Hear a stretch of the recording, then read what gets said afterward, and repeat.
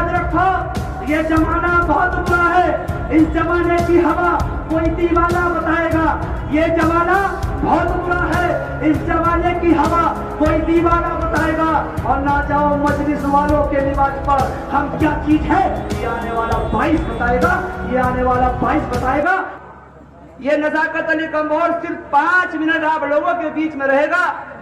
मेरी कुछ ईको कम कर दे भैया, ईको थोड़ी सी कम कर दे। कोई साथी ताली नहीं बजाएगा। ये सपा और बसपा का मंच नहीं कि सम्मेलन पिछड़ों का और पौवे 500 रुपए वाले आए हो। सम्मेलन मुसलमानों का हो और तमाम दलित आए हो। सम्मेलन दलितों का हो और मुस्लिम टोपी लगाकर दिखा रहे हो कि हम दलितों के सम्मेलन में आए हैं। यहाँ वो लोग बैठे हैं जो असदुद्दीन ओवैसी से मोहब्बत करते हैं, इस देश में भाईचारा चाहते हैं। यहाँ वो लोग आए हैं जो इस देश में परिवर्तन चाहते हैं। यहाँ वो लोग आए हैं जो चाहते हैं कि शंख बजे सीवालों में, अजा लगे मस्जिद में, और यही भावना आजा मेरे भारत वालों में। यहाँ वो लोग आए हुए हैं। इस मंच को सजाने वाले यहाँ मंच पर मौजूद प्रदेश के अध्यक्ष आली जनाब शौकत अली साहब, पश्चिम उत्तर प्रदेश पारी आली जनाब डॉक्टर मेहताब चौहान साहब, जिला अध्यक्ष मोहित साहब और हमारे वकील रशीद साहब और तमाम टीम, मुझे आपने मौका दिया। साथियों, मैं अपनी बात शुरू करने से पहले आपको इन 2 लाइनों से अवगत कराता हूँ कि सच बयां करना है, लब खोलेगा कौन? आज हम नहीं बोले तो कल बोलेगा कौन? ये नजाकत अली राजनीति करने के लिए नहीं आया। ये नजाकत अली उस परदादा का पोता है जिस दादा ने इस देश को आजाद कराने के लिए 142 दिन जेल में काटे थे। 1947 15 अगस्त को एक लड़ाई खत्म हो गई थी, गोरे अंग्रेज इस देश से चले गए थे, मगर अब एक लड़ाई असदुद्दीन ओवैसी साहब ने शुरू की है। इस लड़ाई में तमाम वो हिंदू, तमाम वो मुसलमान, तमाम वो सिख हिस्सा ले रहे हैं, जो चाहते हैं हमारे देश में भाईचारा पैदा हो, सबको अगर इंसाफ मिले। कुछ लोग कहते हैं कि ओवैसी साहब मुसलमानों की बात करते हैं, कुछ लोग कहते हैं कि ओवैसी साहब 100 सीटों पर क्या लड़ेंगे। समाजवादी बसपा के लोगों 100 कान खोल कर सुन लो, ओवैसी को वोट कौन देगा? ये भी सवाल उनका होता है। मैं आपकी अदालत में एक सवाल छोड़कर जाता हूँ, वोट मत देना मजलिस को, मगर अपने गिरिबान में झांक लेना।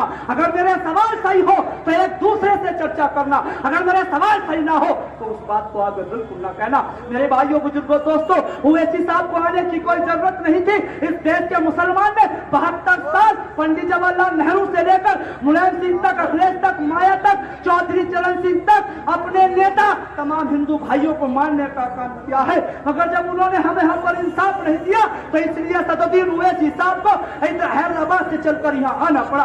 कुछ लोग कहते हैं कि यूपी का कोई नेता नहीं है, असदुद्दीन साहब क्या करेंगे? अरे यूपी में नेता सपा और बसपा में भी नहीं थे, वही चूरन बेचने वाले, वही साइकिल चलाने वाले नेता बने हैं। आने वाले वक्त में यह नजाकत अली, मेहताब चौहान और वकील रशीद साहब यहाँ के नेता होंगे। आपको भी आजम खान, नसीमुद्दीन सिद्दीकी के रूप में ये तमाम लोग नेता मिलेंगे। आप हमारी पोशाकों को समझ जाए, आप हमारी मजाक करते हैं तो ये मजाक एक दिन आपको बता देगी कि हम वो दीवाने हैं कि जहाँ चाहते हैं, जैसे चाहते हैं अपनी बात करते हैं, लोगों के हकों की बात करते हैं। हम गुलाम नहीं है।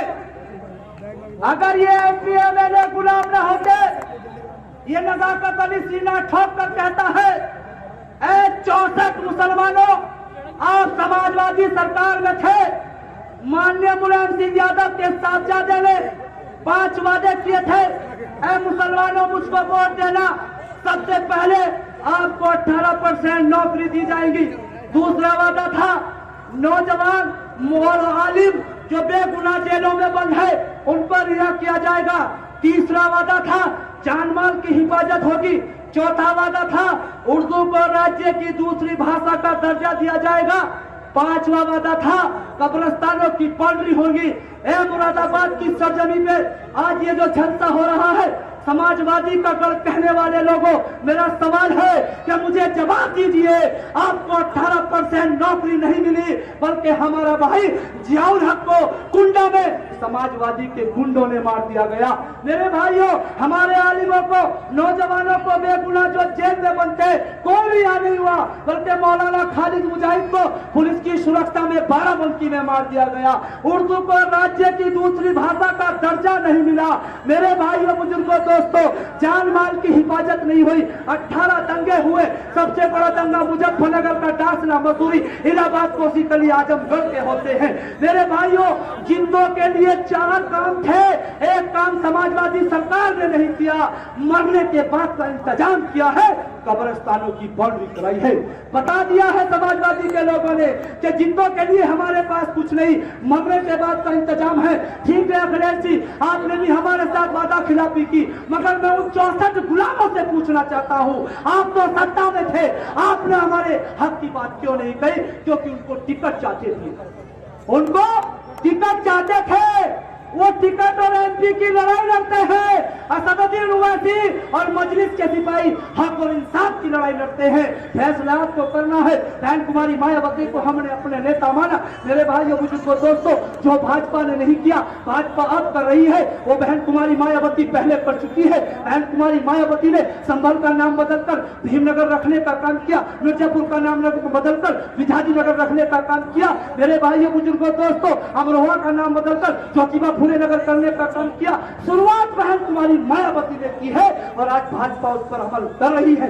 मेरे भाइयों बुजुर्गों दोस्तों, मैं पूछना चाहता हूं, आखिर आप कब तक इस तरह से लुटते और पिटते रहोगे? आपने अपने वोट के हक, अपने वोट के तरीके को, अपने वोट के तरीके को, अपने वोट को सही तरीके से इस्तेमाल नहीं किया, इसलिए आज तबाह और बर्बाद हो। जो चाहता है, जहाँ चाहता है, जैसे चाहता है, आपको जेब कतरी में, आपको मर्डर में, आपको लूट में, आपको डकैती में गिरफ्तार कर लेता है और कोई आपकी रहनुमाई करने वाला नहीं। हाँ, अगर चाहते हो मेरे दलित भाई की तरह 11,000 का कांड बनना है तो बहन कुमारी मायावती का समाज जैसे नेता मानता है, बहन कुमारी मायावती को आप लोगों को असदुद्दीन ओवैसी साहब को अपना नेता मानना होगा। आज देखा आपने कासगंज के अंदर एक अल्ताफ नाम के लड़के को पुलिस की सुरक्षा में मार दिया गया। मैंने अखिलेश जी का ट्वीट पढ़ा है, मेरी जेब में मोबाइल में मौजूद है। आपने लिखा है एक नौजवान युवक को पुलिस की सुरक्षा में मार दिया गया, तुम्हारा तो नाम भी लेने में शर्म आ रही है।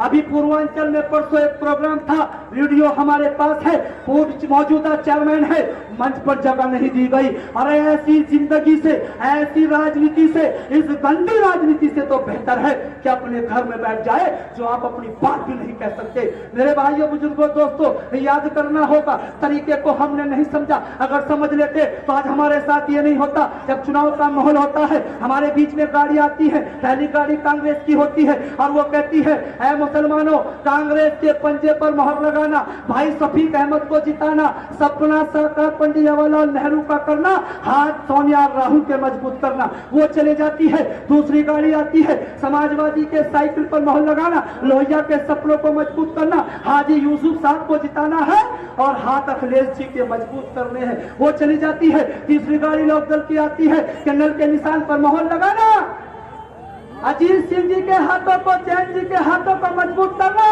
अपने सपने चौधरी चरण जी के साकार करना। ये चौथी गाड़ी आती है, हाथी के सामने वाला बटन दबाना, भाई नजाकत अली, शराफत अली, दानिश अली को जिताना, सपना काशीराम का साकार करना, बहन कुमारी मायावती के हाथों को मजबूत करना। उन लोगों ने कोई झूठ नहीं बोला, उन लोगों ने हाथ अपने मजबूत किए हैं, पर मेरी आवाम ने, मेरी कौम ने, मेरे मुसलमानों ने नहीं सोचा कि जब उनके हाथ मजबूत हुए हैं तो उनके हाथों ने हमें पीटने का काम किया है। उनको वोट दे देकर हमारे हाथ इतने कमजोर हो गए। हम मुजफ्फरनगर पर नहीं बोले, हम ललियाना पर नहीं बोले, हम डासना मसूरी पर नहीं बोले, हम इलाहाबाद पर नहीं बोले, हम कोसीकला पर नहीं बोले। और आज तो हद ये हो गई कि जुल्म हमारे साथ हो रहा है। मौलाना खलील सिद्दीकी पर हम नहीं बोले, त्रिपुरा पर हम नहीं बोल रहे। अगर कोई बोल रहा है तो मजलिस के सिपाही बोल रहे हैं और हमने ऐलान किया है सरकार से कि हम जुल्म के खिलाफ बोलेंगे। आपकी जेल छोटी पड़ जाएगी, मजलिस के सिपाही जेल में जाने से कम नहीं पड़ेंगे। मेरे भाइयों बुजुर्गों दोस्तों, मैं अपनी बात खत्म करता हूँ, वक्त इजाजत नहीं देता। अगर मेरी बात कुछ समझ में आई हो तो नोट कर लेना और याद रखना। इन 2 लाइनों के साथ बात अपनी खत्म करके जा रहा हूँ। जो सब आपस पर ये कह रहे हैं कि क्या करेंगे, तो याद रखो, ये जमाना बहुत बुरा है। इस जमाने की हवा कोई दीवाना बताएगा। ये जमाना बहुत बुरा है, इस जमाने की हवा कोई दीवाना बताएगा। और ना जाओ मजलिस वालों के लिबास पर हम क्या चीज है, ये आने वाला 22 बताएगा।